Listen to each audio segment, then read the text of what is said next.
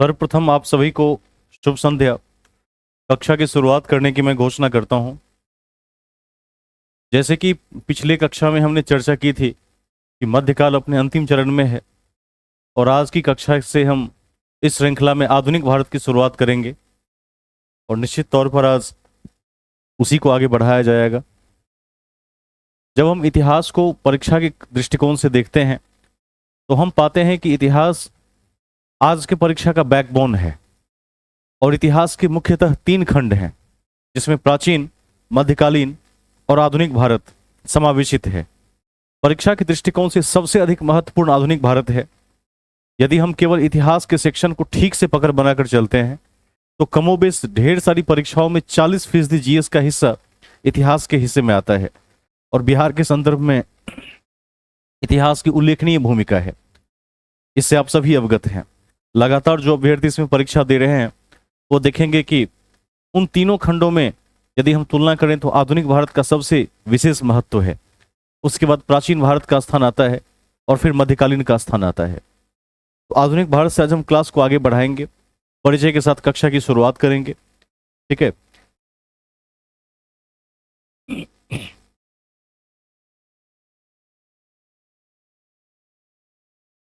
तो आज का जो हेडिंग होगा वो होगा मॉडर्न इंडिया।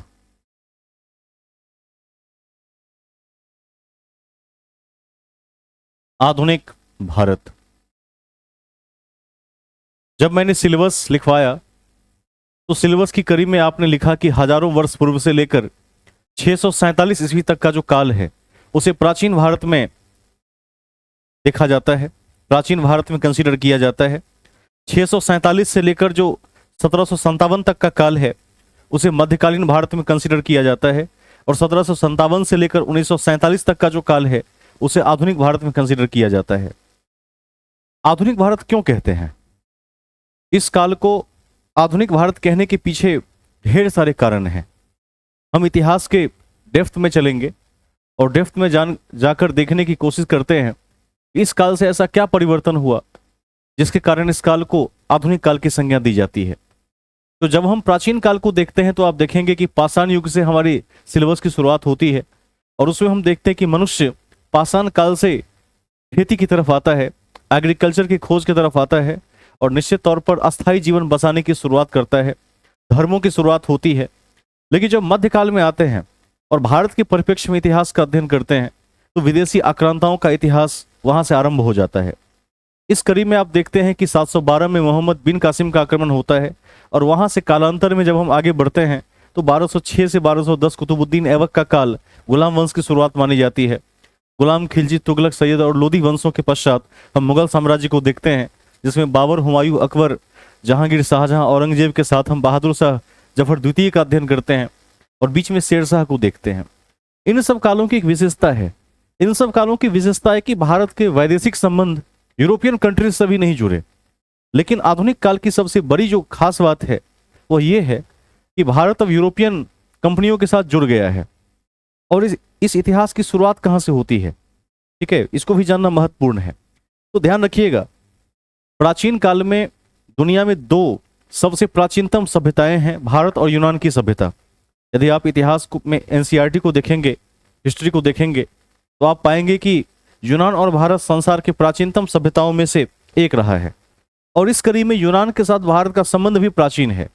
जिन छात्रों या जिन अभ्यर्थियों ने कक्षा में सिंधु घाटी की सभ्यता को पढ़ा तो वहां आपने देखा कि उस समय भी मेसोपोटामिया के साथ संबंध देखने को मिलते हैं, मिस्र के साथ संबंध देखने को मिलते हैं, ठीक है, और यूनान के साथ संबंध देखने को मिलते हैं। कपास को यूनान के लोगों ने क्या कहा, कौन बताएंगे? सिंडोन कहा। तो प्राचीन काल से भी एक उल्लेख मिलता है उस तथ्य का कि यूनान के साथ संबंध रहे और यह संबंध लंबे समय तक चले। यदि आपसे कभी पूछा जाए कि यूनान भारत के संबंध कब तक चले तो आप क्या जवाब देंगे? कितनी ईस्वी तक चलता रहा स्थल मार्ग से? तो जल्दी बताएंगे। जो सबसे तेज होगा वो सबसे पहले उत्तर देगा इसमें। जल्दी। आप में से किसी ने एनसीईआरटी को नहीं देखा है, देखना चाहिए था। 1453 जब तुर्की ने कस्तुनतुनिया पर अधिकार कर लिया, यदि आप पुनर्जागरण के काल को विश्व इतिहास में पढ़ेंगे तो आप इस तथ्य को निश्चित रूप से वहां पढ़ेंगे। कितने लोगों ने पढ़ा है कभी न कभी एक बार रेनेसेंस की हिस्ट्री में? हाथ खड़े करें। Very good.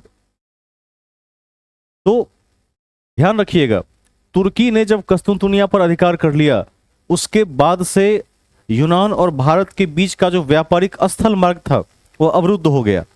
और स्थल मार्ग जब अवरुद्ध हुआ, उसके पश्चात ही यूरोपियन कंपनीज ने जल मार्ग की खोज शुरू की। यहीं से हम आधुनिक भारत की शुरुआत मान भी सकते हैं, जब भारत की खोज की गई थी। एक तरह से वास्को डिगामा से हम अध्ययन कर सकते हैं, क्योंकि स्थल मार्ग के अवरुद्ध होने के बाद व्यापार ठप हो गया। अब एक ही विकल्प बचता था कि जल मार्ग के माध्यम से व्यापार की शुरुआत हो। लेकिन जल मार्ग खोजे कौन? तो कई यात्री जो पुर्तगाली सबसे अव्वल थे, सबसे आगे थे, अलग अलग दिशाओं में निकल पड़े और उन्होंने दुनिया के कई देशों की खोज की। इस कड़ी में भारत का स्थान भी उल्लेखनीय है, इसे हर हाल में याद रखेंगे। आप यह भी ध्यान रखेंगे कि वास्को डिगामा ने 1498 में Cape of the Good Hope रास्ते से भारत की खोज की, जहां जमोरिन ने उसका स्वागत किया था, और यहीं से पश्चिमी देशों के लिए भारत के द्वार खुल गए थे। यह भी आपकी परीक्षा के दृष्टिकोण से अति महत्वपूर्ण है। और आप साथ में यह भी संज्ञान में रखेंगे कि सबसे पहले पुर्तगालियों का ही आगमन भारत में हुआ, उसके बाद फिर कई शासक आए, जैसे डच आए, अंग्रेज आए, उसके बाद स्पेनिश डेनिश आए, उसके बाद फ्रांसीसी आए। और इस पांचों में अंग्रेज सबसे अधिक महत्वपूर्ण है। इन पांचों का शासनकाल लगभग 350 वर्ष का रहा है, जिसमें 190 साल तक ब्रिटिश का शासन रहा है।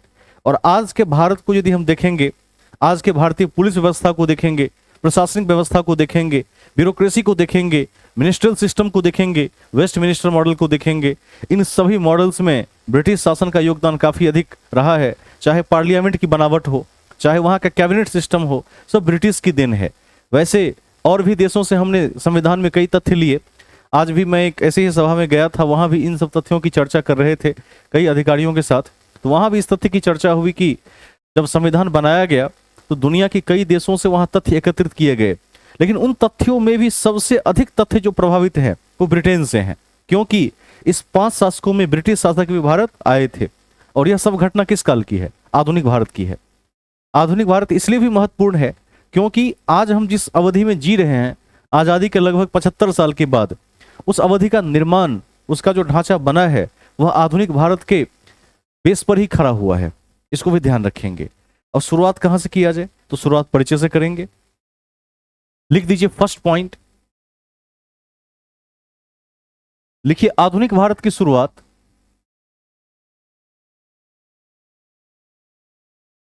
आधुनिक भारत की शुरुआत आधुनिक भारत की शुरुआत 1757 के प्लासी के युद्ध से मानी जाती है। 1757 के प्लासी के युद्ध से मानी जाती है।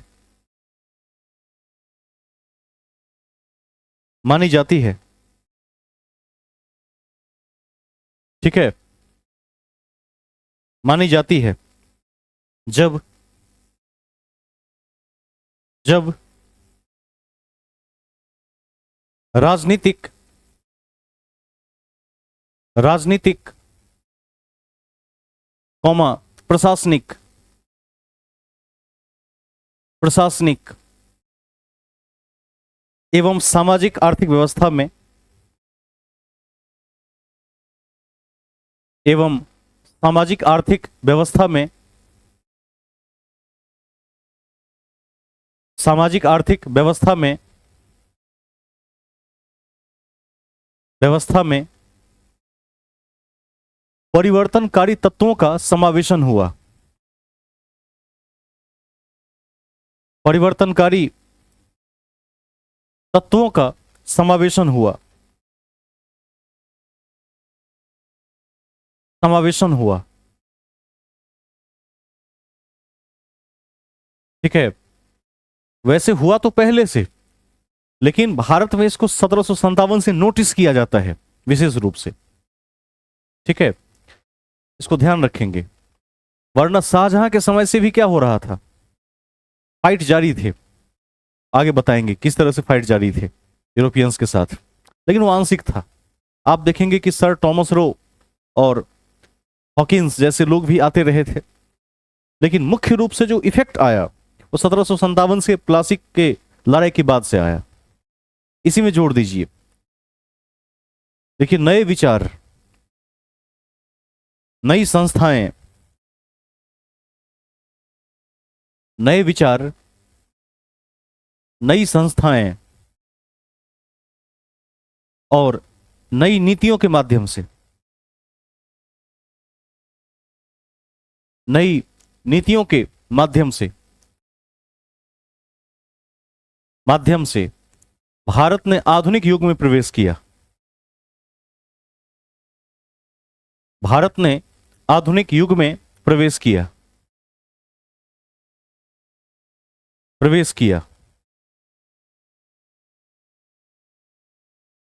ठीक है, यह था बेसिक परिचय।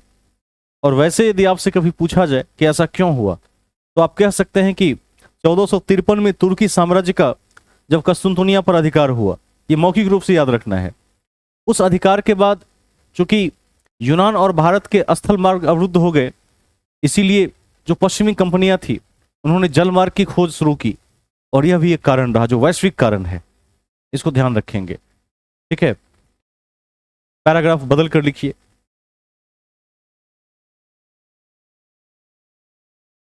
देखिए, आधुनिक भारत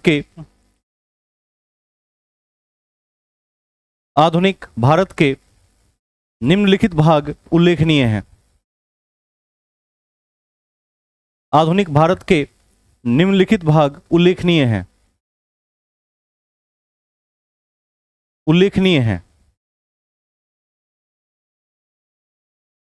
निम्नलिखित भाग उल्लेखनीय हैं। पहला, फर्स्ट, नंबर 1 में लिखेंगे यूरोपियन का आगमन। यूरोपियन का आगमन।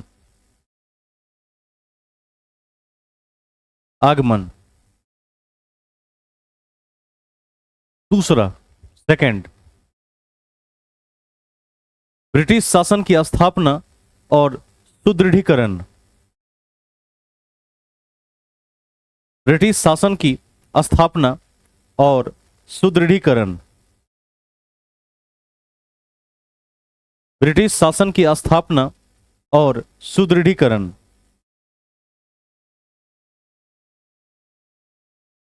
ठीक है, पहले तो 5 कंपनियां आई 5 देश से, लेकिन सबसे स्टेबल उसमें कौन सा रहा? ब्रिटिश रहा। ठीक है, तो नंबर 2 पर इसीलिए हमने ब्रिटिश की चर्चा की है। अब लिखिए तीसरा। देखिए, ब्रिटिश नीतियां, पॉलिसीज, ब्रैकेट में लिख दीजिएगा। ब्रैकेट में लिख देंगे सामाजिक, आर्थिक, प्रशासनिक और न्यायिक। सामाजिक, आर्थिक, प्रशासनिक और न्यायिक।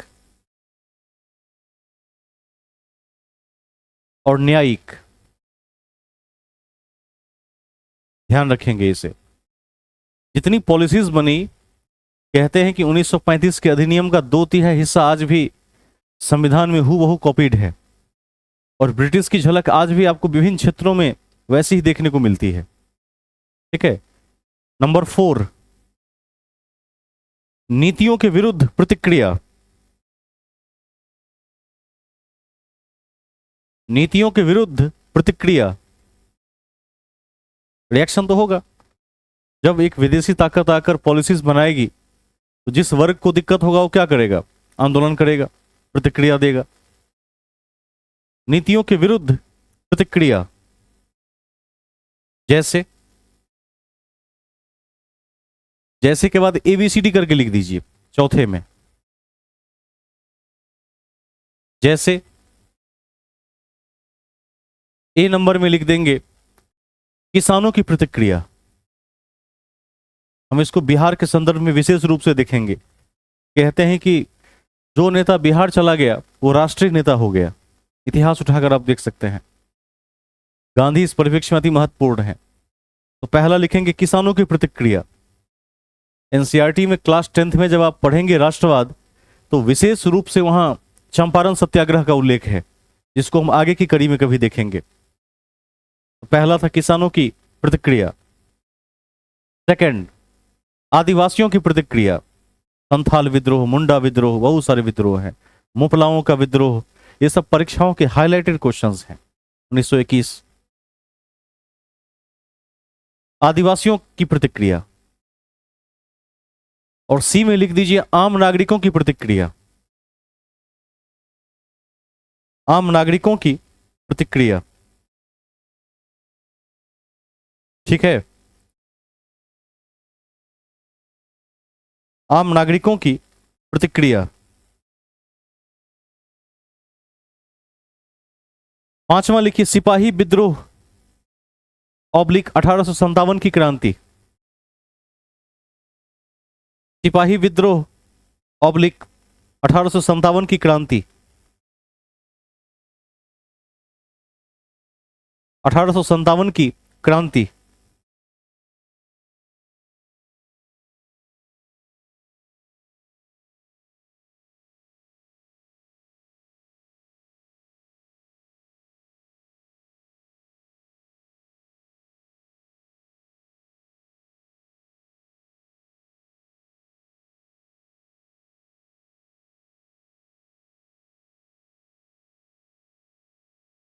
नीचे लिख देंगे ब्रैकेट में प्रथम स्वाधीनता संग्राम, बीडी सावरकर के शब्दों में। प्रथम स्वाधीनता संग्राम बीडी सावरकर के शब्दों में। बीडी सावरकर के शब्दों में। यह सबको पता होगा पहले से भी।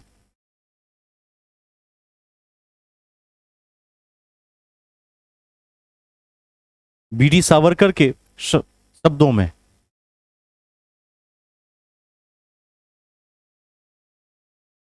ठीक है। 5 हुए अभी तक, छठा भी है। अब 57 में ही तो आजादी नहीं मिली और संघर्ष करना पड़ा, तो नंबर 6 लिख दीजिए स्वतंत्रता संग्राम। नंबर 6 में लिखेंगे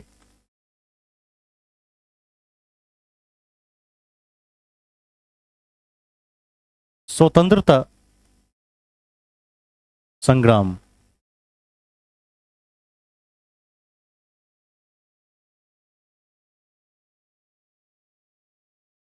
स्वतंत्रता संग्राम, ठीक है।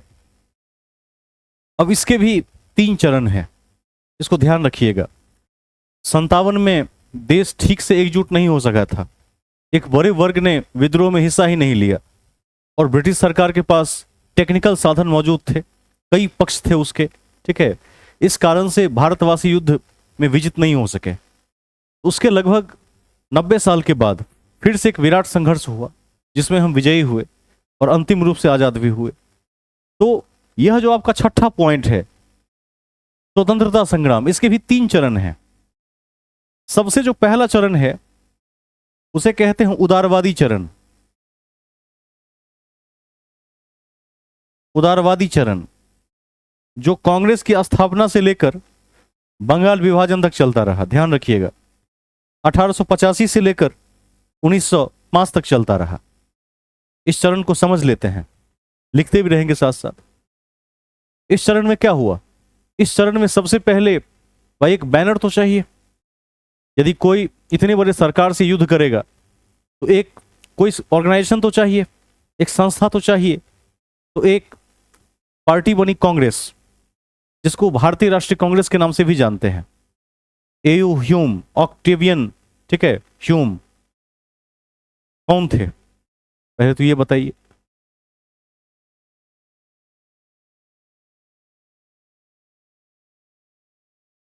Very good. ये एक रिटायर्ड सिविल सेवक थे जिन्होंने कांग्रेस की स्थापना की। वैसे हाँ, कहा जाए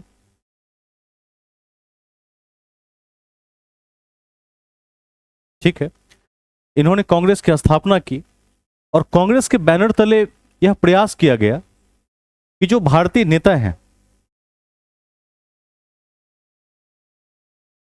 एक माइक ऑन है उसको बंद कर लिया जाए, देख लीजिए,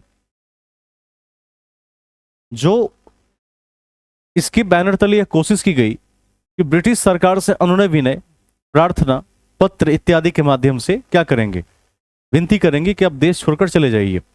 ठीक है, मतलब जेंटलमैन के तरीके अपनाएंगे। ये बहुत सफल नहीं हुए, लेकिन प्रभाव अवश्य पड़ा इसका।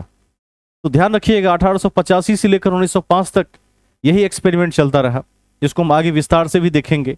ये नरम दल के लोग थे। ठीक है, ये क्या थे, नरम दल के लोग थे। झगड़ा लड़ाई में विश्वास नहीं करते थे, हिंसा में भरोसा नहीं करते थे। लेकिन जब देखा गया कि इससे कोई बहुत प्रभाव नहीं पड़ रहा है, उसके बाद गर्म दल आया, जिसको बोलते हैं उग्रवादी चरण। उग्रवादी चरण ये 1905 से लेकर गांधी जी के आने से पहले तक रहा, 1917 तक रहा, जिसे हर हाल में याद रखेंगे। ठीक है, इस युग को इतिहास में एक और नाम से जानते हैं, क्रांतिकारी युग।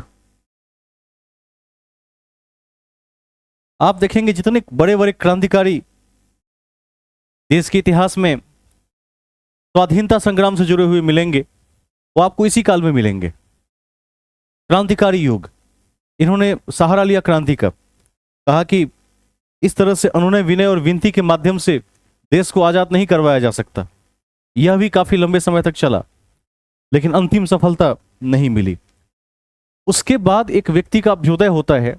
फिनिक्स आश्रम की स्थापना के बाद जब वो भारत आए और चंपारण सत्याग्रह में मुख्य रूप से उदित हुए, उनका नाम था मोहनदास करमचंद गांधी, जिन्हें आज राष्ट्रपिता के नाम से भी जानते हैं। गांधी जी ने कमान पकड़ा और गांधी जी लंबे समय तक चले, 1917 से लेकर 47 तक चले।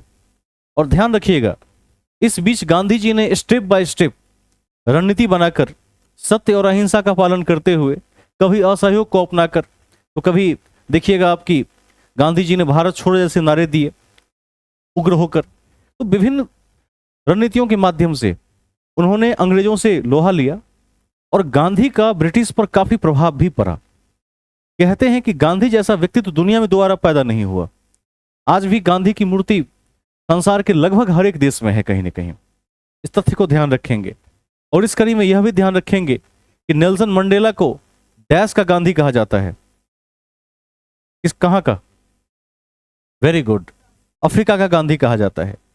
ओबामा ने एक बार कहा कि यदि दुनिया में गांधी जी ना होते तो मैं अमेरिका का राष्ट्रपति कभी नहीं बनता। उसके पीछे भी कुछ तर्क हैं, जिसकी चर्चा हम आगे करेंगे। तो गांधी एक बहुआयामी व्यक्तित्व हैं। उनकी प्रसिद्ध पुस्तक का नाम है माई एक्सपेरिमेंट्स विद ट्रूथ, सत्य के साथ मेरे प्रयोग। और पत्रिका का नाम क्या था, यंग इंडिया। हरिजन में भी वो लिखते थे। ठीक है, इसको ध्यान रखिएगा। तो तीसरा जो चरण है वो क्या है, गांधीवादी युग। इसको भी नोट कर लेंगे। 1917 से लेकर 1947 तक यह गांधीवादी युग का चरण है। 1917 से लेकर 47 तक, इसको नोट कर लेंगे।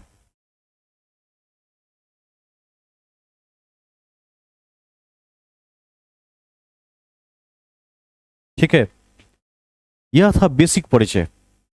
एक बार आप इस परिचय को दोबारा भी देख सकते हैं। सबसे पहले क्या होगा, यूरोपियन का आगमन होगा। उसके बाद क्या होगा, ब्रिटिश की स्थापना और सुदृढ़ीकरण होगी। उसके बाद ब्रिटिश पॉलिसीज बनेंगी, इसको भी ध्यान रखिएगा। उसके बाद इस पॉलिसी का विरोध किया जाएगा। इसमें जैसे आदिवासी, किसान और आम जनता की प्रतिक्रिया अति महत्वपूर्ण है। मुफलाओं का विद्रोह हो, संथाल विद्रोह हो, मुंडा विद्रोह हो। ठीक है, ये सब इस कड़ी में आ जाएंगे। चंपारण सत्याग्रह इत्यादि भी आगे चलकर क्या है, महत्वपूर्ण है। इसमें जो आगे चलकर महत्वपूर्ण है, कई विद्रोह आगे भी होते रहे। और आप ध्यान देंगे कि इसके बाद 57 की क्रांति हुई थी। कई कारक जब एक बिंदु पर मिल गए, तब बहादुर शाह जफर के बैनर तले कई भारत के स्वतंत्रता संग्राम में शामिल लोगों ने इस क्रांति को आगे बढ़ाया। लेकिन एक बड़े वर्ग ने इसमें हिस्सा नहीं लिया और यह असफल रहा। और अंतिम रूप से आप देखते हैं कि स्वाधीनता संग्राम के भी 3 चरण हैं, जिसमें उदारवादी से शुरुआत हुई, फिर उग्रवादी तक पहुंचे। लास्ट में देखा कि कोई फायदा नहीं हुआ, तो फिर गांधीवाद का सहारा लिया गया। और गांधीवाद के साथ कई ऐसे फैक्टर बने, जैसे आर्थिक मंदी का आ जाना, द्वितीय विश्व युद्ध इत्यादि, ब्रिटिश सत्ता का कमजोर हो जाना, सुभाष चंद्र बोस का योगदान, मल्टीपल रीजन्स की वजह से भारत क्या हुआ, आजाद हुआ। एक एक को देखेंगे, ठीक है। हेडिंग बना लीजिए, यूरोपियन आगमन।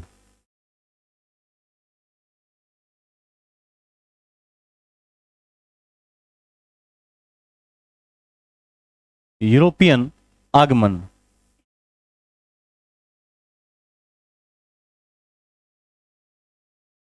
यूरोपियन आगमन।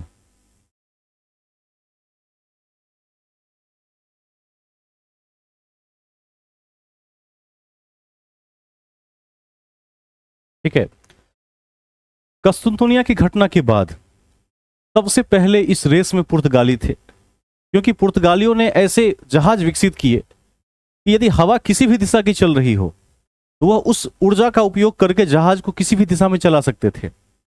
पुर्तगालियों से पहले इस टेक्नोलॉजी की खोज करने में कोई सफल नहीं हो पाया था। पहले यह होता था कि जैसे हवा दक्षिण दिशा की तरफ जा रही है तो जहाज भी दक्षिण की तरफ ही धकेल कर चला जाएगा। उत्तर की तरफ यदि जहाज को आना हो तो बड़ा मुश्किल होगा। ठीक है, ट्रेड विंड्स की चर्चा भी इस कड़ी में महत्वपूर्ण होगी, जो ज्योग्राफी में हम देखेंगे। व्यापारिक पवने किसे कहते हैं। अभी मूल बातों में आ जाते हैं। तो पुर्तगालियों ने ऐसा जहाज बनाया कि सिर्फ हवा चलनी चाहिए, उस हवा की ऊर्जा का उपयोग करके वह किसी भी दिशा में चल सकता है, और यह पुर्तगालियों के लिए मील का पत्थर साबित हुआ। कालांतर में पुर्तगालियों ने काफी वैदेशिक यात्राएं की, कई देशों की खोज की, जिसमें भारत का खोज भी महत्वपूर्ण है। और ध्यान रखिएगा, इसके पीछे कई फैक्टर्स थे, जैसे मसालों का व्यापार था, प्रबोधन था, भौगोलिक खोजें थी, कई फैक्टर्स महत्वपूर्ण हैं। इसको लिख लेंगे हम, ठीक है। लिखिए, यूरोपियन कंपनी के आगमन के यूरोपियन कंपनी के आगमन के आगमन के प्रमुख कारणों में यूरोपियन कंपनी के आगमन के प्रमुख कारणों में प्रमुख कारणों में मसाला मसाला कॉमा भौगोलिक खोजें भौगोलिक खोजें, ठीक है, कॉमा पुनर्जागरण, जिसको अंग्रेजी में कहते हैं रेनेसेंस, पुनर्जागरण, कॉमा प्रबोधन। प्रबोधन मतलब होता है ज्ञान का उदय, ज्ञानोदय। प्रबोधन एवं धर्म सुधार की महत्वपूर्ण भूमिका रही।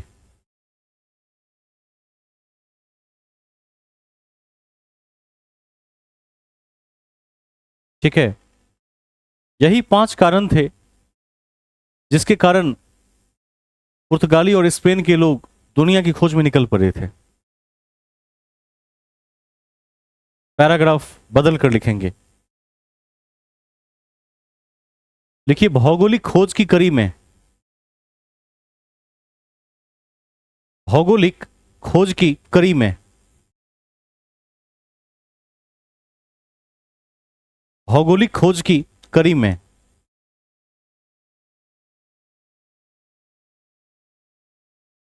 समुद्री मार्गों का खोज अति महत्वपूर्ण है।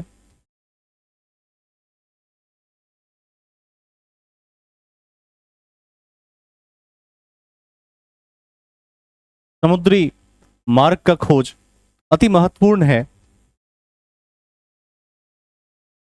अति महत्वपूर्ण है, जिसमें पुर्तगाल और स्पेन अव्वल थे। अव्वल मतलब सबसे आगे थे। जिसमें पुर्तगाल और स्पेन अव्वल थे।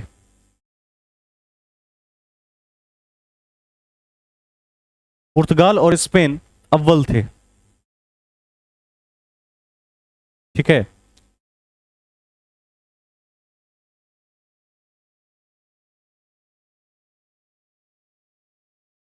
अब ध्यान रखिएगा, समुद्र का क्षेत्रफल अति विशाल होता है और आज तो हमारे पास टेक्नोलॉजी का भंडार है, लेकिन 1400 ईस्वी 1500 ईस्वी के आसपास सीमित मात्रा में तकनीक का विकास हो पाया था। कहते हैं कि कोलंबस नाम का एक व्यक्ति भारत की खोज के लिए निकला, लेकिन खोजते खोजते अमेरिका पहुंच गया 1492 में, ठीक है, और अमेरिका की खोज हो गई। उसके 6 साल के बाद 1498 में एक यूरोपियन निकला, पुर्तगाली वास्को डिगामा, और कालीकट के तीर पर भारत पहुंचा, जहां जमोरिन ने उसका स्वागत किया। इस तरह से भौगोलिक खोजें होती रहीं, और भौगोलिक खोजों का मतलब यह नहीं है कि इसके पहले भारत नहीं था। पश्चिमी देशों के लिए समुद्री मार्ग से भारत का द्वार खुल गया, इसका यह मतलब है। कई अभ्यर्थी पूछते भी हैं कि सर भारत पहले नहीं था, तो भारत पहले से है। पश्चिमी देशों के लिए समुद्री मार्ग से भारत की खोज पहली बार हुई, उसके पहले नहीं हुई थी, ठीक है। लिखते हैं इस पॉइंट को। देखिए इस कड़ी में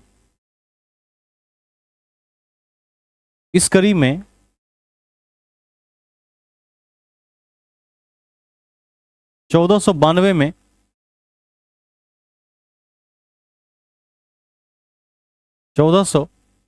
में कोलंबस ने अमेरिका की खोज की। 1492 में कोलंबस ने अमेरिका की खोज की। कोलंबस ने अमेरिका की खोज की।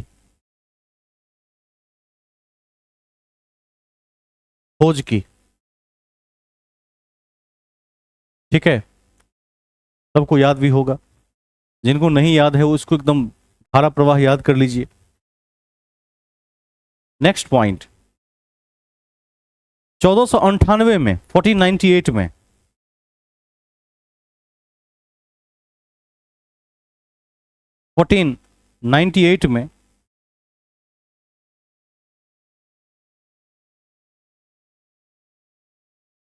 वास्को डिगामा ने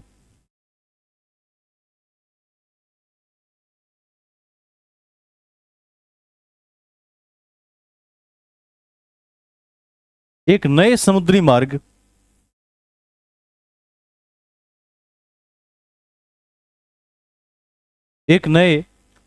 मार्ग Cape of the Good hope,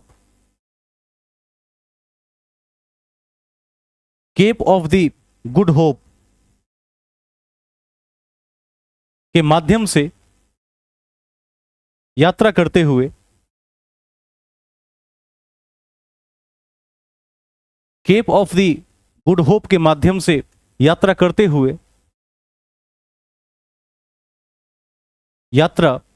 हुए भारत में कालीकट के नजदीक पहुंचा। भारत में कालीकट के नजदीक पहुंचा।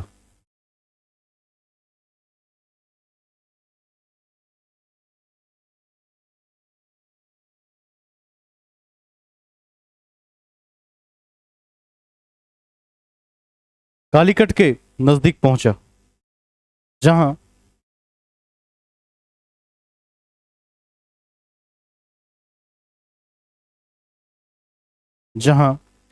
जमोरिन ने उसका स्वागत किया।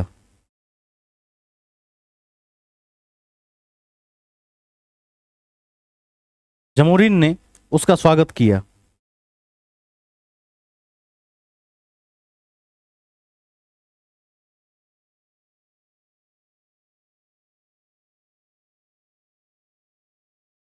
ठीक है, कभी परीक्षा में पूछा जाए कि Cape of the Good Hope कहां है, तो कहां पर है? कौन बताएंगे?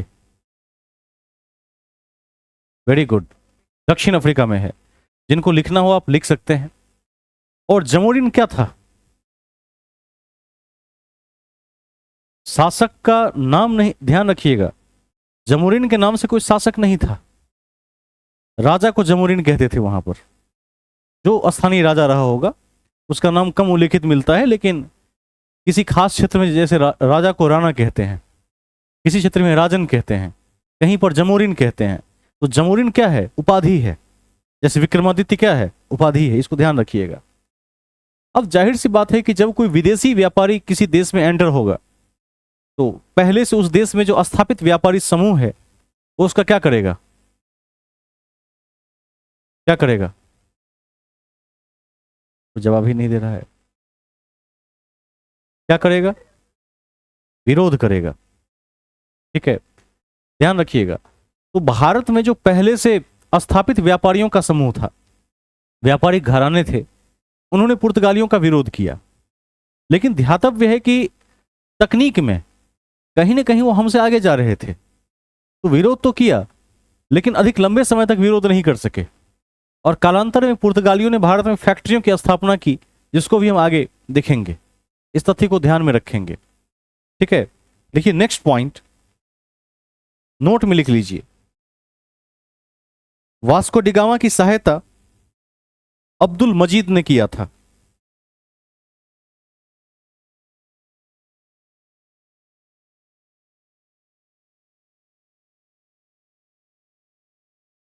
अब्दुल मजीद ने किया था। वास्को डिगामा की सहायता अब्दुल मजीद ने किया था।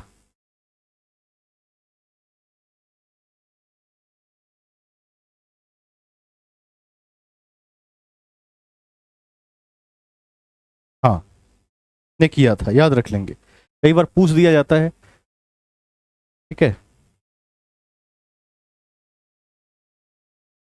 एक क्वेश्चन और भी पूछा जाता है परीक्षा में कि Cape of the Good Hope के रास्ते से आने वाले या आने का प्रयास करने वाले पहले पुर्तगाली कौन थे? वेरी गुड, इसको भी नोट नंबर 2 में लिख दीजिए। लिखिए Cape of the Good Hope के रास्ते से, Cape of the Good Hope के रास्ते से, Cape of the Good Hope के रास्ते से आने का प्रयास करने वाले, आने का प्रयास करने वाले प्रथम पुर्तगाली,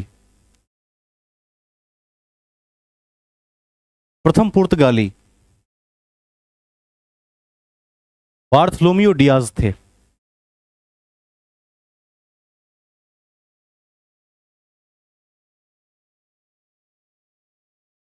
बार्थलोमियो डियाज थे। ठीक है, ये पूछ सकता है। अब्दुल मजीद का नाम नहीं भूलना है, डियाज का नाम नहीं भूलना है, वास्को डिगामा का नाम नहीं भूलना है, कोलंबस को हर हाल में याद रखिएगा। और यह भी ध्यान रखेंगे कि अमेरिगो वेस्पुकी नामक एक नाविक के नाम पर अमेरिका का नाम क्या पड़ा था? अमेरिका पड़ा था। ऑस्ट्रेलिया की खोज टिम कुक ने की थी, यह भी ध्यान रखेंगे। आगे चर्चा की कड़ी में हम इसको लिखा देंगे। ठीक है, आगे चलते हैं। अब महत्वपूर्ण है कि इस सेक्शन को किस खंड में बांटकर आगे बढ़ाया जाए। ठीक है, तो लिखिए यूरोपियन आगमन के अध्याय को 5 भागों में बांटकर अध्ययन किया जाता है। यूरोपियन आगमन के, यूरोपियन आगमन के अध्याय को 5 भागों में बांटकर अध्ययन किया जाता है। 5 भागों में बांटकर अध्ययन किया जाता है। अध्ययन किया जाता है। पहला, पहला फर्स्ट, यूरोपियनों के आगमन का क्रम, यूरोपियनों के आगमन का क्रम,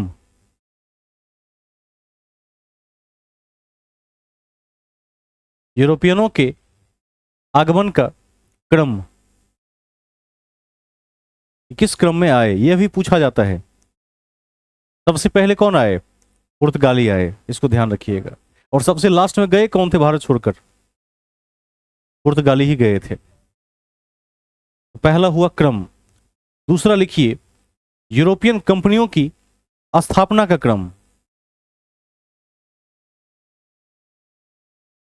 यूरोपियन कंपनियों की स्थापना का क्रम।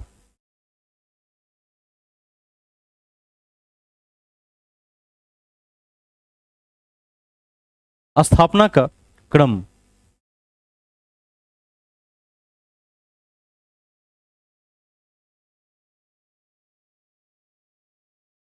नेक्स्ट लिखिए, यूरोपियन कंपनियों की फैक्ट्रियां। फैक्ट्रियां, यूरोपियन कंपनियों की फैक्ट्रियां।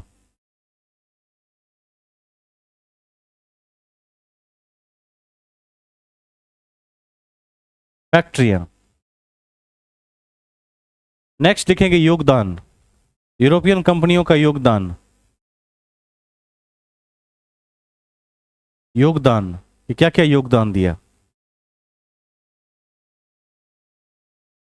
यूरोपियन कंपनियों का योगदान।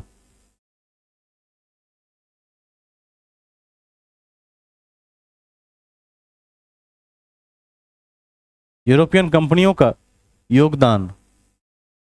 इसके बाद लिखेंगे गवर्नर, मुख्य गवर्नर के बारे में याद रखेंगे। और लास्ट में जो हम लिखते हैं बूस्टर फैक्ट्स, जो यहां मिस हो जाएगा 5 पॉइंट में, कुछ बातें मिस हो जाएंगी, उसे हम बूस्टर फैक्ट्स में देखने की कोशिश करेंगे। Booster facts.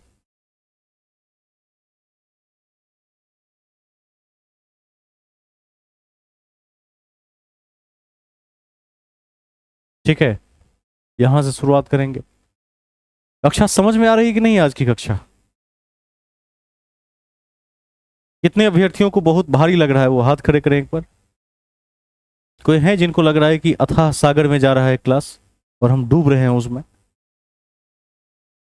कोई नहीं, सभी समझदार लोग हैं। ठीक है, पढ़ाकों की कक्षा है कि नहीं है?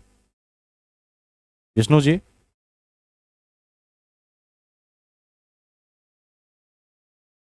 सुनील जी,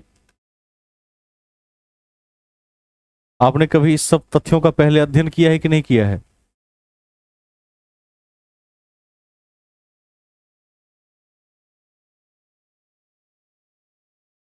ठीक है, आ, आगे चलेंगे। हाँ,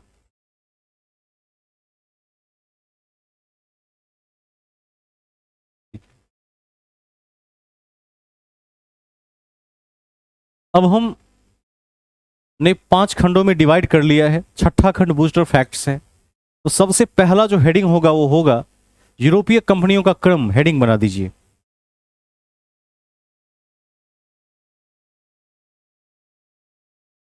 यूरोपीय कंपनियों का क्रम, किस क्रम में आए थे?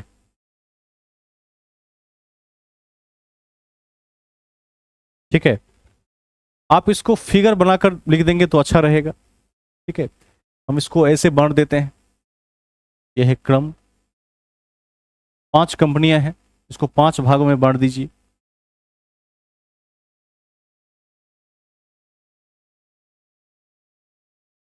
ठीक है, सबसे पहले आए थे पुर्तगाली। वास्को डिगामा को याद रखेंगे, पुर्तगाली। उसके बाद आए थे डच। और एक तथ्य ध्यान रखिएगा कि डच को ही हॉलैंड या नीदरलैंड कहा जाता है। मैं लिख देता हूं यहां पर, यदि कभी लिखा हो कहीं पर कि हॉलैंड वासी या नीदरलैंड वासी, उसका तात्पर्य डच ही है। पुर्तगाली के बाद डच आए थे। उसके बाद आए थे अंग्रेज, जो वेरी वेरी इंपॉर्टेंट रहेगा आगे चलकर। उसके बाद आए थे डेनिस, जिनका संबंध डेनमार्क से है, डेनिस। और सबसे लास्ट में आए थे फ्रांसीसी।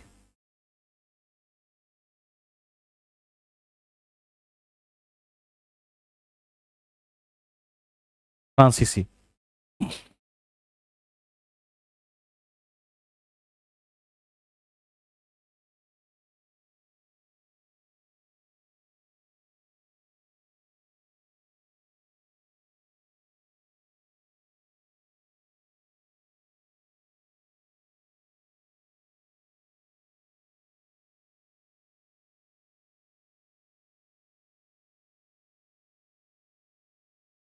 फ्रांसीसी। पहले हम सबके बारे में संक्षिप्त परिचय जान लेंगे, फिर एक एक को विस्तार में देखेंगे। इस मध्य में आपको एक कथा सुना देता हूं जो काफी महत्वपूर्ण है। अंग्रेज के पहले कौन आए? डच आए थे, ठीक है, और यह हॉलैंड के निवासी थे। तो जब डच भारत में आए तो जाहिर सी बात है कि समुद्री मार्ग से आए, तो बंगाल की खाड़ी होते हुए आए और बंगाल में जमीन पर ऊपर हुए। सबसे पहले डचों की मुलाकात बंगाल के मछुआरों से हुई, ठीक है, और जब मछुआरों से हुई तो उनको ऐसा लगा कि हो सकता है कि पूरा भारत समुद्र के किनारे ही हो, ऐसा उनको लगा। और इस देश के लोग क्या करते हैं? मछली पकड़ते हैं। यानी उनको लगा कि मेजॉरिटी ऑफ इंडियंस क्या है? मछुआरे हैं। अब जो मछली पकड़ेगा उसके शरीर से मछली की तरह क्या आएगी? दुर्गंध भी आएगी। तो हॉलैंड के निवासी या डच शासक मछलियों को अपने भाषा में, डच भाषा में बा कहा करते थे, और मछलियों की तरह जो दुर्गंध आती है उसे बू कहा करते थे। तो उन्होंने वहां के स्थानीय लोगों को बाबू शब्द से संबोधित किया। बाबू का अर्थ होता है जिसके शरीर से मछलियों की तरह दुर्गंध आती हो, ठीक है। यानी अपनी भाषा में वो भारतीयों को बाबू कहते थे। बाद में अंग्रेज आए, अंग्रेजों ने देखा कि यहां बाबू शब्द का बड़ा प्रचलन है। तो हर देश में एक शब्द होता है जो सम्मानसूचक शब्द होता है, ठीक है, जैसे मिस्टर, मिसेस, इस तरह से कुछ, श्रीमान, श्रीमती वगैरह। उनको लगा कि बाबू का अर्थ होता होगा कोई बड़ा ओहदा। तो अंग्रेजों ने जिस जिस भारतीयों को अच्छे अच्छे पदों पर रखा उनके नाम के आगे बाबू लगा दिया, जैसे रंजीत बाबू, रमेश बाबू। और बाद में यह बाबू शब्द क्या हुआ? सम्मान का प्रतीक बन गया। और आजकल बाबू शब्द का प्रयोग कई कई अर्थों में किया जाता है, जिससे आप सभी वाकिफ हैं। तो आप देख सकते हैं कि किस तरह से एक शब्द जो एक तरह से देखा जाए तो भर्त्सना के लिए प्रयोग किया गया था, वह शब्द आज सम्मान का सूचक बन गया है। आजकल यदि किसी बड़े व्यक्ति को या उच्च पदस्थ व्यक्ति को या अधिक धनी व्यक्ति को बाबू न कहें तो दुखी हो जाता है, लेकिन बाबू का मूल अर्थ यही होता है कि जिसके शरीर से मछली की तरह दुर्गंध आती हो। इस तथ्य को आप सभी क्या करेंगे? ध्यान रख लेंगे, ठीक है। कितने लोगों को मालूम था पहले से? वो हाथ खड़े करें। चलिए, पहली बार। आजकल आप देखिएगा कि जो भी लोग ठीक ठाक ओहदे पर पहुंच जाते हैं उनके नाम के आगे बाबू लगा देते हैं। भारत में एक चलन है, उत्तर भारत में तो विशेष रूप से यह चलन है, ठीक है। लेकिन देखिएगा कि जब इसके आरंभ में आप जाएंगे, ओरिजिन में जाएंगे, मूल में जाएंगे, तो आपको इसका अर्थ पता लगेगा कि डचों ने अनायास ही भारतीयों को प्रथम दृष्टि में बाबू कहना शुरू किया, उनके लक्षण और रूप के आधार पर। लेकिन बाद में ब्रिटिश ने क्या किया? इसे सम्मान और का परिचायक बना दिया।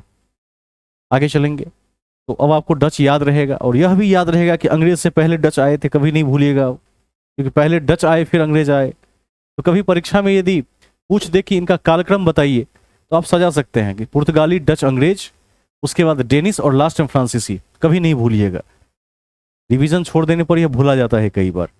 अब हेडिंग बनाकर लिखिए, यूरोपीय कंपनियों में स्थापना का क्रम। यूरोपीय कंपनियों में स्थापना का क्रम। स्थापना का क्रम।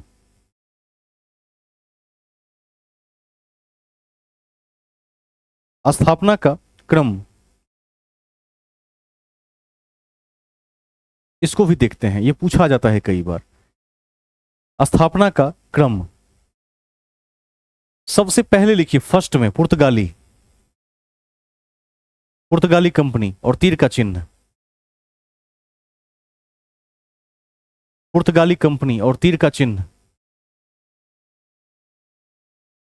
ठीक है। लिखिए एस्तादो द इंडिया।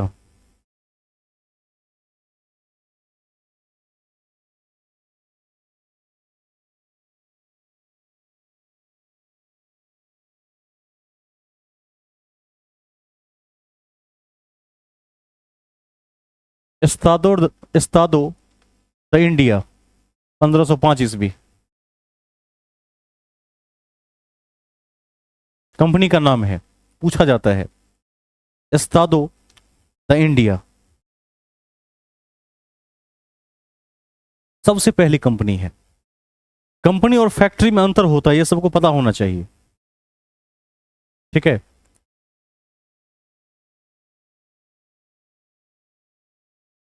दूसरा लिखिए, British east India company.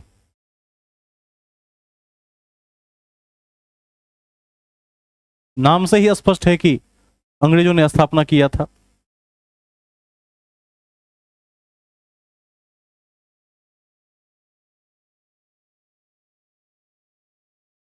British east India company कब हुई थी स्थापना?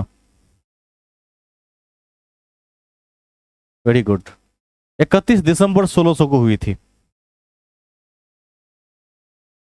British east India company. 1600।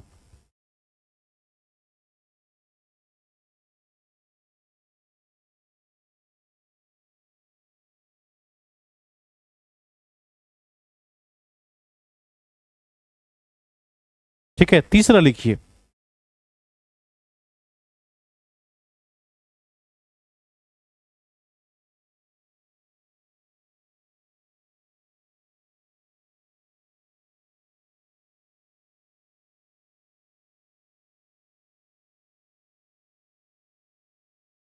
वेरिंगिदे ओस्ट इंडिशे company. ठीक है, इसको डच ईस्ट इंडिया कंपनी भी कहा जाता है।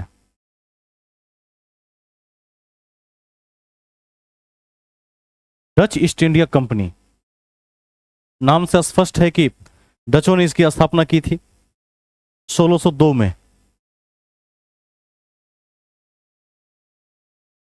1602 में।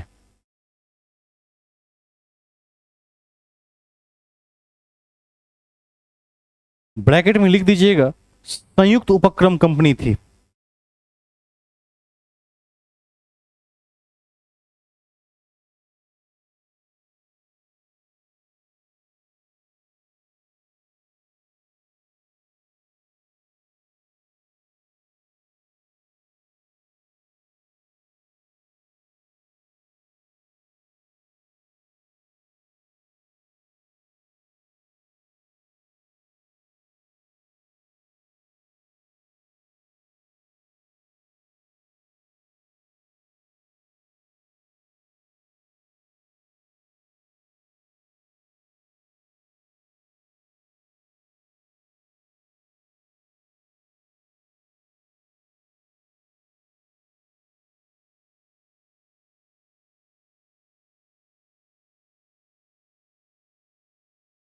आगे चलते हैं। संयुक्त उपक्रम की कंपनी थी। नेक्स्ट लिखिए, Danish East India Company. Danish East India company.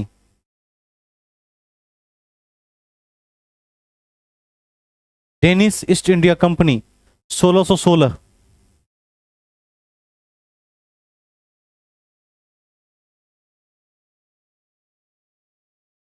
ठीक है, 1616। Danish East India Company 1616।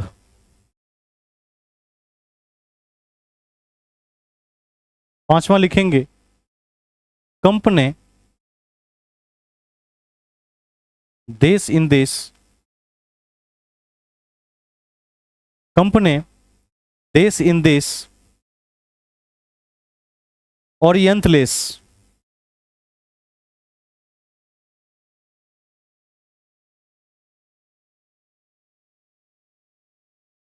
ओरिएंटलेस bracket में फ्रांसीसी कंपनी। पांचवा नंबर, फ्रांसीसी कंपनी। यह नाम भी उसी भाषा में है, फ्रेंच भाषा में है। फ्रांसीसी कंपनी 1664। 1664। कंपनी देश इन देश ओरिएंटलेस 1664। 1664। ठीक है, छठा और last. Swedish east India company, Swedish east India company, Swedish east India company 1731।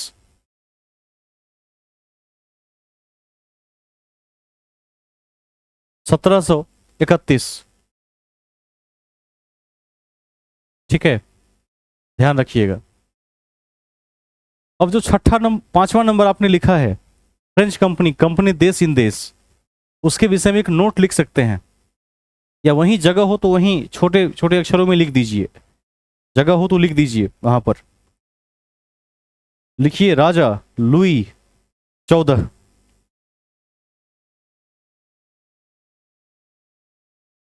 France का राजा था लुई 14।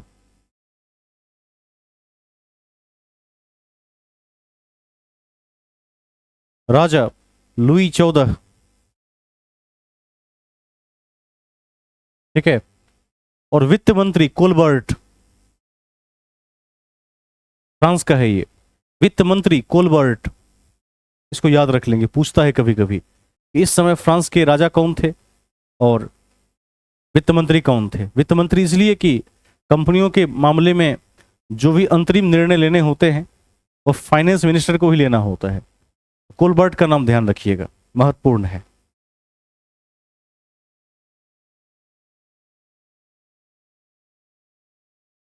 ठीक है, तो यह था बेसिक परिचय। अब हेडिंग बनाकर लिखेंगे यूरोपियन कंपनियों की प्रमुख फैक्ट्रियां, यूरोपियन कंपनियों की प्रमुख फैक्ट्रियां, प्रमुख फैक्ट्रियां,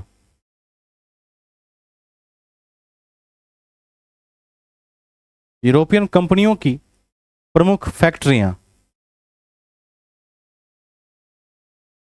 ठीक है। सबसे पहला पुर्तगाली,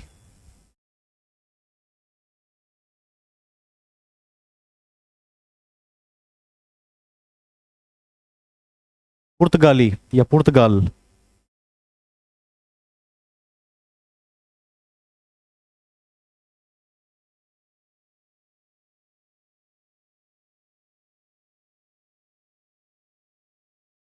पुर्तगाल, ठीक है। जैसे कि हमने कक्षा की कड़ी में आज देखा कि सबसे पहले पुर्तगाली ही आए थे और सबसे बाद में गए भी पुर्तगाली ही थे और सबसे बाद में आए थे फ्रांसीसी, इसको भी ध्यान रखिएगा। कोई बताएंगे कि पुर्तगाल की राजधानी कहाँ है? कौन बताएंगे? लिस्बन है, ध्यान रख लीजिएगा, लिख लीजिए कहीं पर, वहीं पर बगल में लिख दीजिए राजधानी लिस्बन, ठीक है।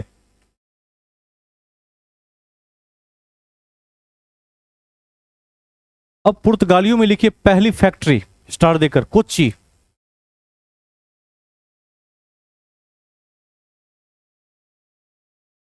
पहली फैक्ट्री कोच्चि, पहली फैक्ट्री कोच्चि, कभी नहीं भूलेंगे, कोच्चि।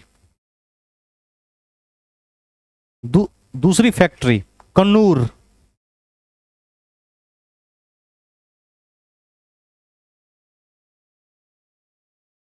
दूसरी फैक्ट्री कन्नूर,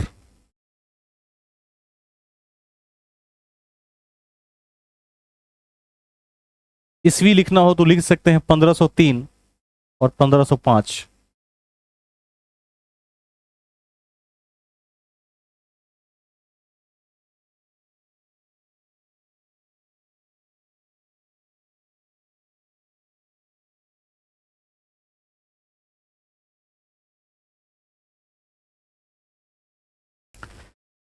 आप सभी को बता दूं कि पुर्तगालियों का जो पहला अभियान था वह वास्को डी गामा लेकर आया था, लेकिन उसका विरोध हुआ, स्थानीय व्यापारियों ने उसका काफी विरोध किया।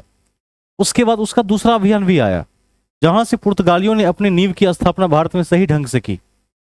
इसको आप लिख सकते हैं नोट में, नोट में लिख दीजिए। वास्को डिगामा के बाद, वास्को डिगामा के बाद, वास्को डिगामा के बाद द्वितीय पुर्तगाल अभियान, द्वितीय पुर्तगाल अभियान की शुरुआत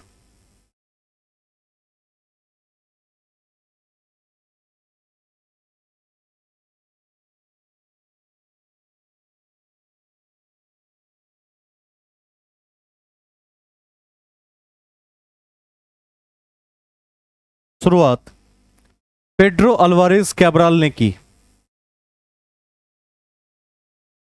पेड्रो अल्वारेज कैब्राल ने की 1500 ईस्वी। कैब्राल ने की। कहीं कहीं पर परीक्षा में ऑप्शन में केवल कैब्राल ही रहता है, जो महत्वपूर्ण है।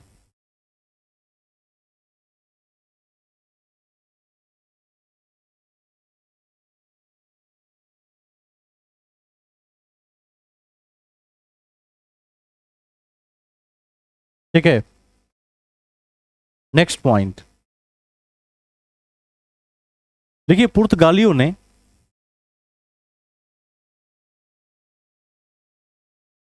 पुर्तगालियों ने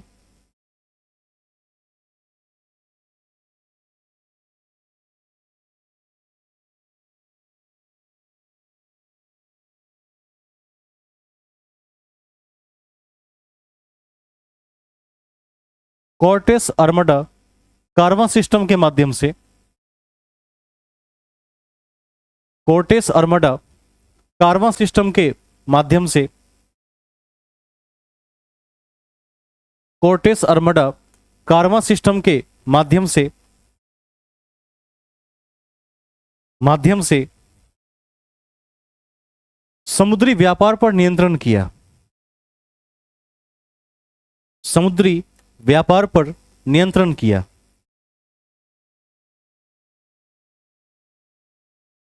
नियंत्रण किया।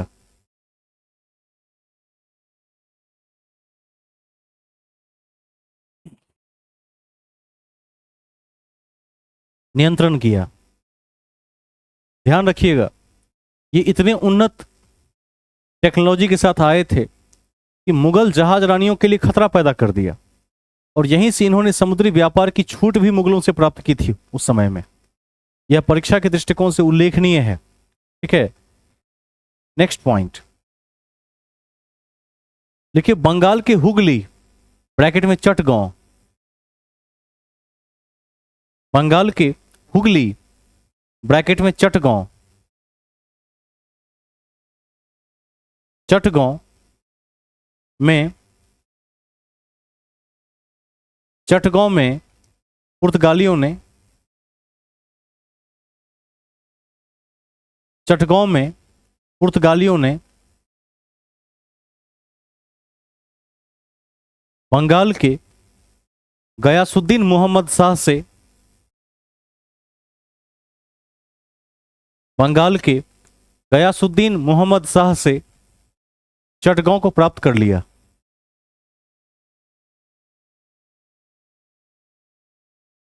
ठीक है, पुर्तगालियों ने चटगांव को प्राप्त कर लिया।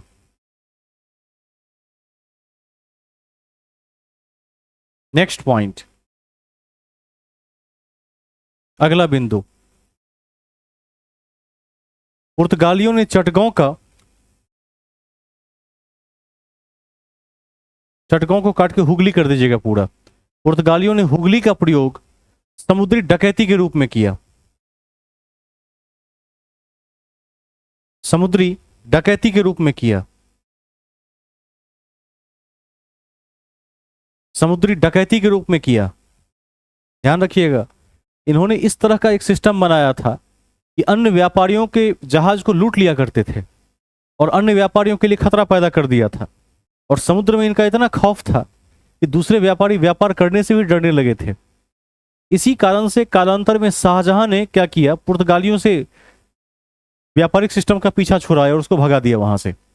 लिख दीजिए इसको भी, लिखिए 1632 में 1632 में शाहजहां ने 1632 में शाहजहां ने शाहजहां ने हुगली से पुर्तगालियों को भगाया।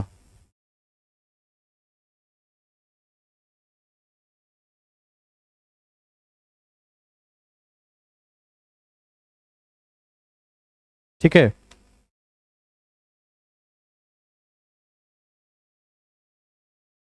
अति महत्वपूर्ण है, ध्यान रखिएगा।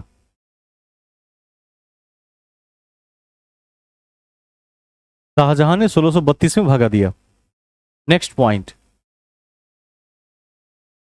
देखिए, भारत में सर्वप्रथम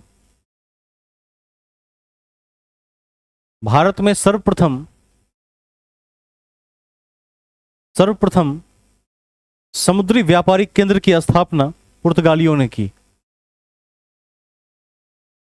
भारत में सर्वप्रथम समुद्री व्यापारिक केंद्र की स्थापना पुर्तगालियों ने की। पुर्तगालियों ने की।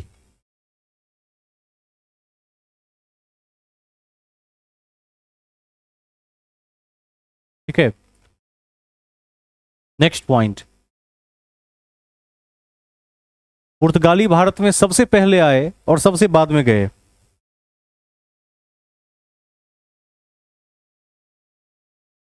पुर्तगाली भारत में सबसे पहले आए और सबसे बाद में गए।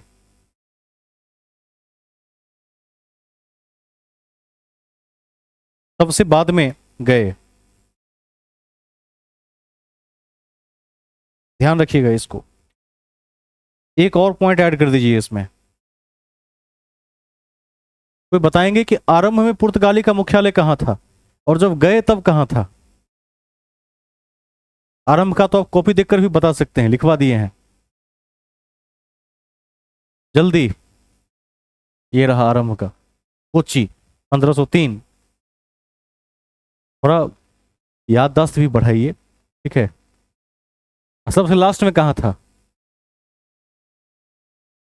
कोई तो, वेरी गुड, गोवा। कभी नहीं भूलिएगा, अभी तो लिखवा दिए थे कि सबसे पहली फैक्ट्री कोच्चि में बना दी और सबसे लास्ट में गोवा में स्थानांतरित किया था। लिख दीजिए इसको भी नोट में।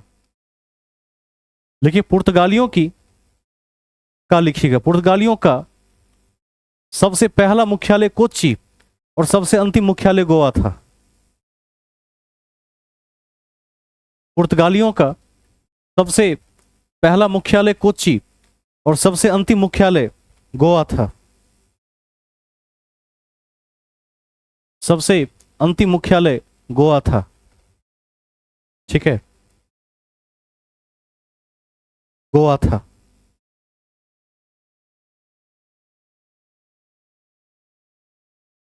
नेक्स्ट पॉइंट, एक आध बातें और लिख लेते हैं इसमें जो उल्लेखनीय है, एनसीईआरटी के दृष्टिकोण से महत्वपूर्ण है।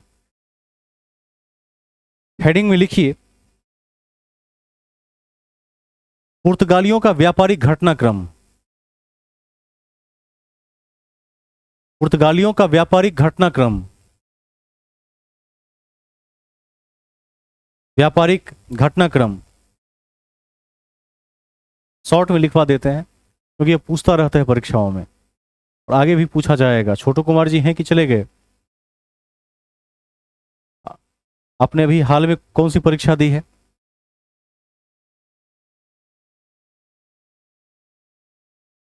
ठीक है, अभी हाल में जो परीक्षाएं आपने दी है उसमें आधुनिक भारत का कितना योगदान था? वेरी गुड, ठीक है, ठीक है, वेरी गुड। जो अभ्यर्थी लगातार परीक्षाएं दे रहे हैं उनको एक्सपीरियंस होगा कि जितनी बातें अभी आप तक पहुंचाई गई हैं ये सभी क्या है, अमृत है। अमृत समझते हैं, जिसे पीकर व्यक्ति अमर हो जाए।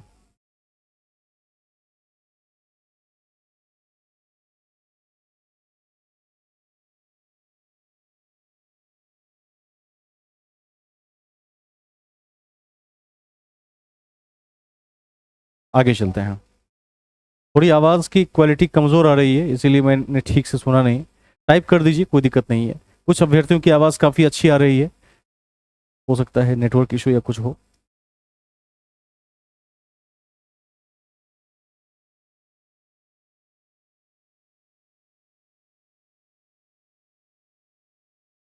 Very good. इसीलिए मैंने अमृत की संज्ञा दी है। थोड़ा कॉपी को ठीक से पकड़ बनाए रहेंगे तो आपकी विजय निश्चित रहेगी इसमें। आगे चलते हैं, घटनाक्रम को देख लेते हैं।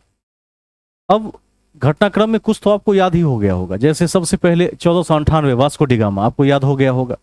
आपको कैब्राल याद हो गया होगा। कैब्राल कब आया था? जल्दी बढ़ा दिए हैं। कब आया था?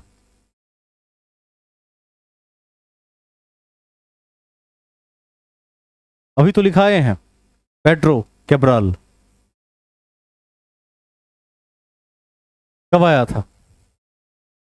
इतना समय क्यों लग रहा है, इतना भारी है? अभी तो बताए कि जब एक बार व्यापारिक नीति का विरोध भारत के व्यापारिक मंडल ने कर दिया, तो उसके बाद क्या हुआ? कैब्राल आया, उसी ने दोबारा स्थापना की, फैक्ट्रियों की स्थापना करवा दी उसके बाद, और उसका विरोध कोई नहीं कर पाया। और पुर्तगालियों ने कार्मा सिस्टम को अपनाया। ध्यान रखिएगा, ऑर्टिस आर्माडा कार्मा सिस्टम। नहीं भी याद हो तो इतना याद रख लीजिए। इस सिस्टम में वो क्या करते थे, जो अन्य जहाज थे व्यापारियों को, उसको लूट लिया करते थे, ठीक है, और लूट कर सारा सामान अपने जहाज में शिफ्ट कर लिया करते थे। इसमें डर के मारे उस क्षेत्र में कोई व्यापार करना नहीं चाहता था। वो तो गनीमत रही कि 1632 में शाहजहां ने क्या किया, हुगली से भगा दिया, भय मुक्त कराया। इस सभी विधियों का प्रयोग करके वो अव्वल रहे। लिख दीजिए इसमें घटनाक्रम में सबसे पहला लिखिए, फर्स्ट 1498। पूछ दिया जाता है परीक्षाओं में कई बार। क्रम में बताइए, तो क्रम में ही लिखवा देते हैं। Vasco da Gama, Vasco da Gama, Calicut, bracket में लिख देंगे कालीकट। और याद रखिएगा, जमोरिन किसी राजा का नाम नहीं था, बल्कि राजा की उपाधि थी। स्थानीय राजा को ही जमोरिन कहते थे। कालीकट।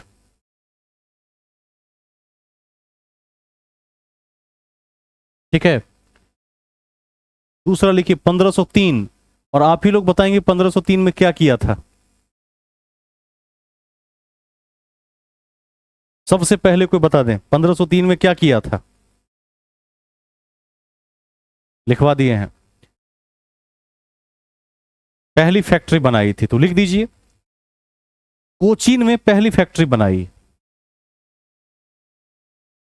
कोचीन में पहली फैक्ट्री बनाई, इसी को कोची भी कहते हैं, नहीं भूलिएगा।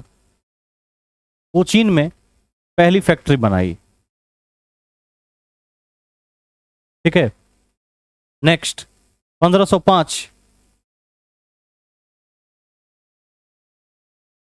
1505 क्या किया इसमें? लिखिए दूसरी फैक्ट्री। Very good. दूसरी फैक्ट्री कन्नूर में बनाई। दूसरी फैक्ट्री कन्नूर में बनाई। किसने बनाई? किसने बनाई? पुर्तगालियों ने। दूसरी फैक्ट्री कन्नूर में बनाई। इसी में एक आध बात और जोड़ दीजिए जो अति महत्वपूर्ण है। इसी में लिखिए फ्रांसिस्को द अल्मीडा।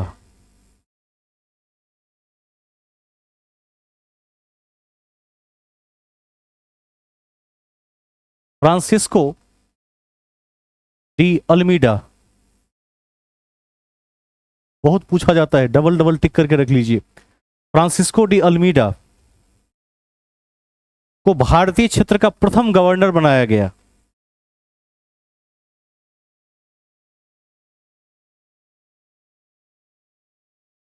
ठीक है, ध्यान रखिएगा, सबसे पहला गवर्नर इसी को बनाया गया, अल्मीडा को। अल्मीडा के बारे में 100 बार पूछा गया है परीक्षाओं में। Who was the first Portuguese governor in India? Francisco de Almeida in 1505। ठीक है, इसको ध्यान रखिएगा। अब इसके बारे में एक तथ्य ध्यान में रख लीजिए, इसने सबसे पहले समुद्री व्यापार की नीति की स्थापना की? इसे ब्लू वाटर पॉलिसी कहते हैं। Very very highlighted question. पूछा जाता है कि ब्लू वाटर पॉलिसी किसने लाया, तो अल्मीडा ने लाया। लिख दीजिए इसको भी उसी में, हाँ कहा जाए। अल्बुबर्ग इसके बाद, अल्बुबर्ग 1510 में लिखवा देंगे, ठीक है। इसके बाद कभी नहीं भूलिएगा, उसे वास्तविक संस्थापक कहा जाता है। भारत में पोर्टुगीज साम्राज्य का वास्तविक संस्थापक कहा जाता है उसे, लेकिन पहला नहीं। पहला अल्मीडा, वास्तविक अल्बुबर्ग। ठीक वैसा ही जैसा ऐबक, कुतुबुद्दीन ऐबक और इल्तुतमिश, कि पहला कुतुबुद्दीन ऐबक लेकिन वास्तविक कौन था? इल्तुतमिश। यही संबंध है। तो अभी आपने लिखा कि अल्मीडा के बारे में कि इसने क्या किया, दूसरी फैक्ट्री बनाई, प्रथम गवर्नर बना। इसी में लिख दीजिए एक पॉइंट, देखिए अल्मीडा ने पुर्तगालियों को, अल्मीडा ने पुर्तगालियों को एक मजबूत समुद्री शक्ति के रूप में स्थापित किया। एक मजबूत समुद्री शक्ति के रूप में स्थापित किया और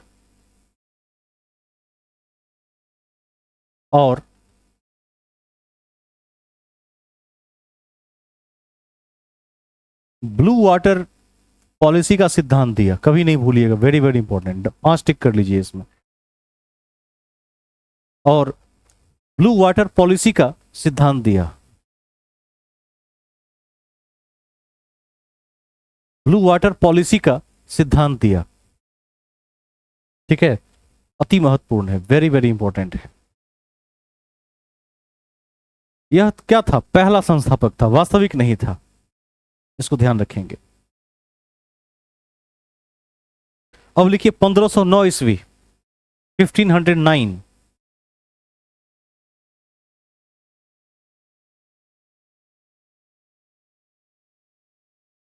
पंद्रह सौ नौ ईस्वी। अब इसमें क्या हुआ तो ध्यान रखिएगा।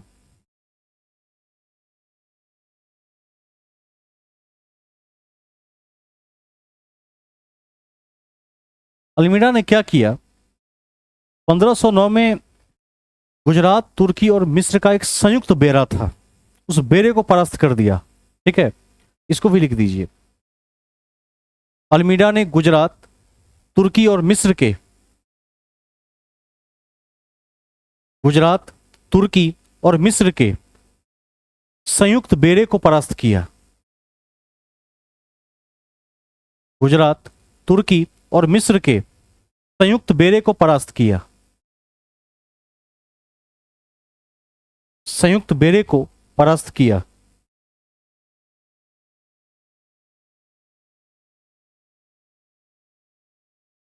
ठीक है,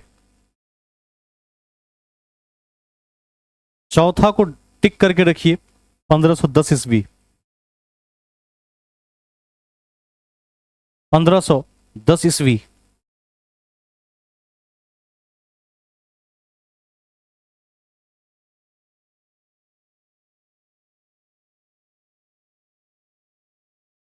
देखिए अल्फांसो डी अल्बुबर्ग, ब्रैकेट में वास्तविक संस्थापक, क्योंकि इन दोनों में कंफ्यूजन रहता है तो याद रखिएगा 3 और 10, 7 साल का फर्क है, अल्मीडा और अल्बुबर्ग। अल्फांसो दी अल्बुबर्ग वायसराय बना,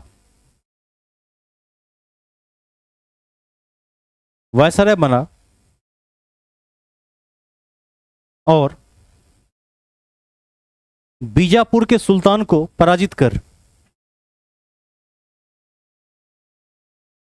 बीजापुर के सुल्तान को पराजित कर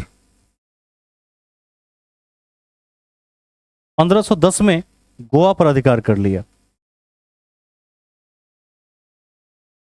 बीजापुर के सुल्तान को पराजित कर 1510 में गोवा पर अधिकार कर लिया।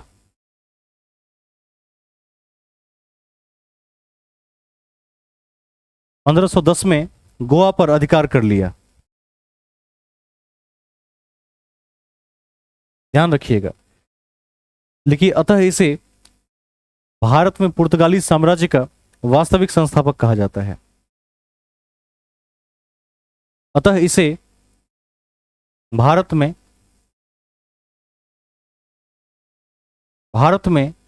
पुर्तगाली साम्राज्य का वास्तविक संस्थापक कहा जाता है। वास्तविक संस्थापक कहा जाता है। ठीक है। तो अल्मीडा पहले, अलुवर्क बाद में। अल्मीडा पहला वायसराय, यह दूसरा वायसराय। इसने गोवा को अंतिम रूप से जीत लिया और पोर्टुगीज साम्राज्य की नींव रखी, इसलिए वास्तविक संस्थापक कहा जाता है। ठीक है। अब लिखिए 1511, तीर का चिन्ह।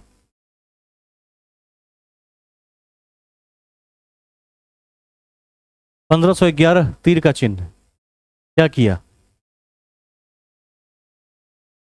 लिखिए, पुर्तगालियों ने पुर्तगालियों ने पुर्तगालियों ने मलाया स्थित, मलाया द्वीप कर दीजिएगा, मलाया द्वीप स्थित मलक्का पर अधिकार कर लिया। मलाया द्वीप स्थित मलक्का पर अधिकार कर लिया। अधिकार कर लिया। अब इसके बाद है 1530, जिसको आप टिक लगा कर रख लीजिए, बहुत बार पूछा जाता है, इंपॉर्टेंट है। 1530, इसमें क्या हुआ?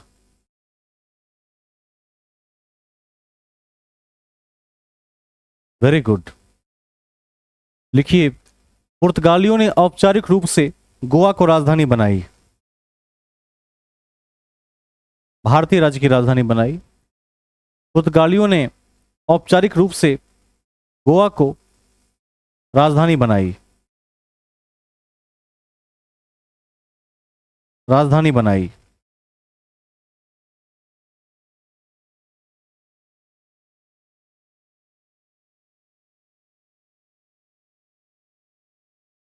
ठीक है। यह था उनका कालक्रम पुर्तगालियों का। अब इस कड़ी में ध्यान रखिएगा, पुर्तगाली बहुत अच्छे लोग नहीं थे, समुद्री लुटेरे के नाम से जाने जाते थे। और इतना ही नहीं किया, उन्होंने लूटपाट भी किया, अमानवीय अत्याचार करने की भी कोशिश की भारत में, और व्यवस्था फैलाने में उनका काफी बड़ा हाथ रहा। और सबसे बड़ी बात कि भारतीय समाज के ईसाईकरण करने का भी प्रयास किया, मतलब ईसाई में कन्वर्ट करने का भी प्रयास किया। और इसका परिणाम यह हुआ कि उसे स्थानीय लोगों के विरोध का भी सामना करना पड़ा। लेकिन तंबाकू की खेती, जहाज निर्माण, मसाला, प्रिंटिंग प्रेस, ठीक है, ये सब क्या है? पुर्तगालियों की देन है भारत में। इसी एक आध तथ्य को और लिख लेते हैं, नोट में लिख दीजिए। नोट में लिखिए, पुर्तगालियों को लूटपाट, पुर्तगालियों को लूटपाट, समुद्री डकैती, समुद्री डकैती, अमानवीय अत्याचार करने वाला,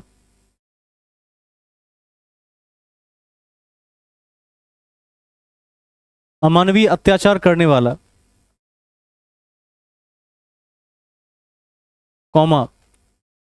अव्यवस्था फैलाने वाला।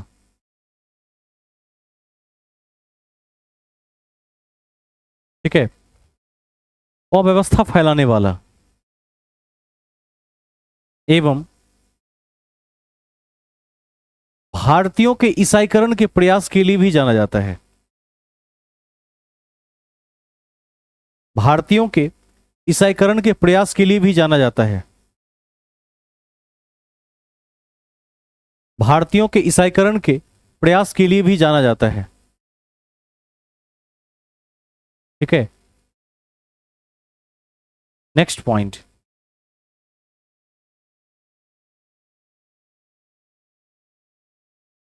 आप सभी को पता होना चाहिए कि भारत में आलू किसने लाया? पुर्तगालियों ने ही लाया। कॉपी के सबसे ऊपर में लिख दीजिए इस पॉइंट को, बहुत महत्वपूर्ण है। देखिए, भारत में आलू पुर्तगालियों ने लाया।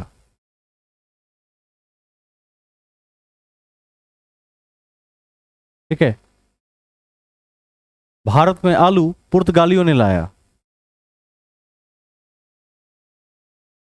नेक्स्ट पॉइंट,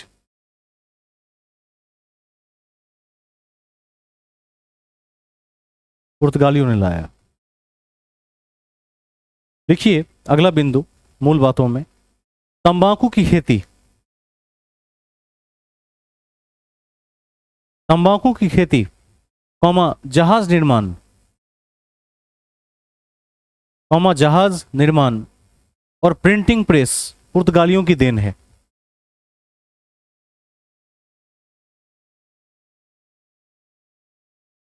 प्रिंटिंग प्रेस पुर्तगालियों की देन है। ध्यान रखिएगा, एक चैप्टर है एनसीईआरटी में, ठीक है, मुद्रण व्यवस्था, 5वां चैप्टर है क्लास 10th में, भारत में मुद्रण प्रणाली। उसको जरूर कभी समय निकालकर पढ़िएगा। उसमें वैश्विक स्तर पर मुद्रण के इतिहास के विषय में दिया गया है और प्रिंटिंग प्रणाली ने दुनिया को क्या दिया उसके बारे में भी लिखा गया है। और कभी यदि समय मिले तो मैन कैम्प को भी पढ़िएगा, जो किसके विषय में है?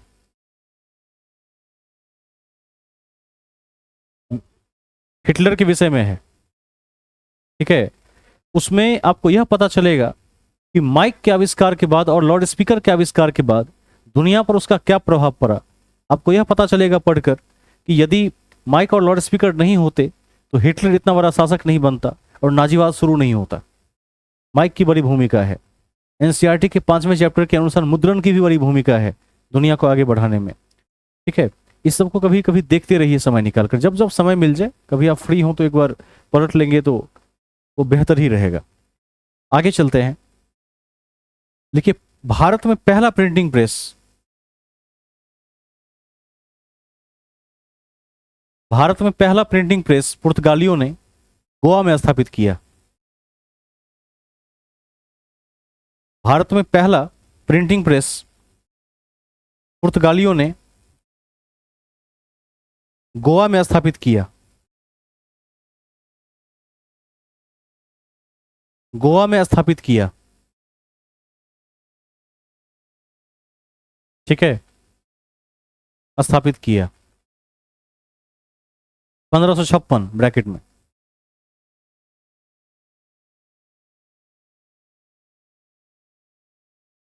नेक्स्ट पॉइंट, पुर्तगालियों ने फलों की कई प्रजातियों को लाया। पुर्तगालियों ने फलों की कई प्रजातियों को लाया। फलों की कई प्रजातियों को लाया। ठीक है, कई प्रजातियों को लाया।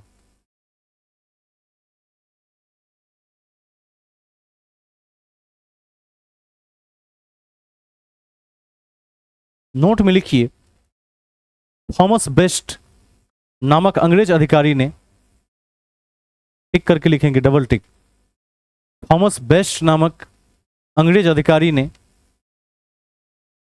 पुर्तगालियों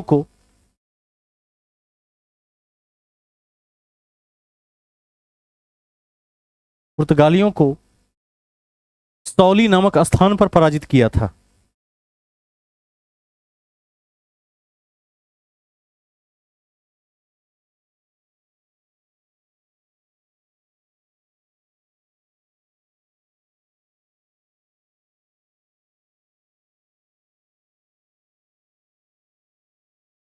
कहीं कहीं पर इसको सुवाली भी कहते हैं, लिख देंगे ब्रैकेट में, बहुत अलग तरीके से पूछा जाता है, सुवाली भी कहते हैं। ब्रैकेट में 1612 गुजरात के सूरत के पास है। ठीक है, थॉमस बेस्ट को कभी नहीं भूलिएगा, पूछा गया क्वेश्चन है। पुर्तगालियों को हरा दिया था अंग्रेजों ने एक बार, लेकिन समाप्त नहीं कर पाए थे। नोट नंबर 2, नोट नंबर 2 में लिखिए, हालांकि गोवा, दमन और दीव में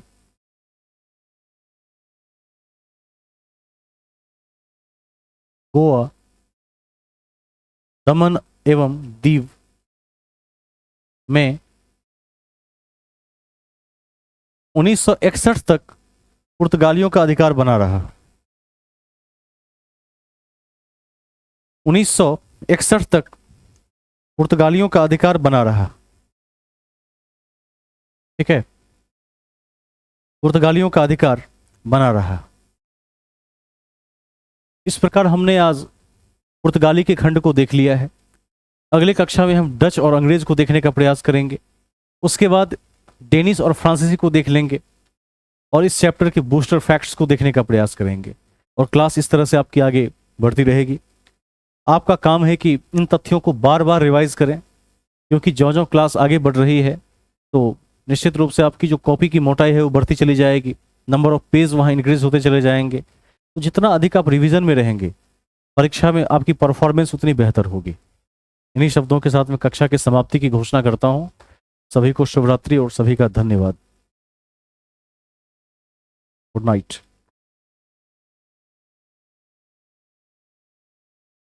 हाँ, विष्णु जी कुछ कहना चाहते हैं, बताइए।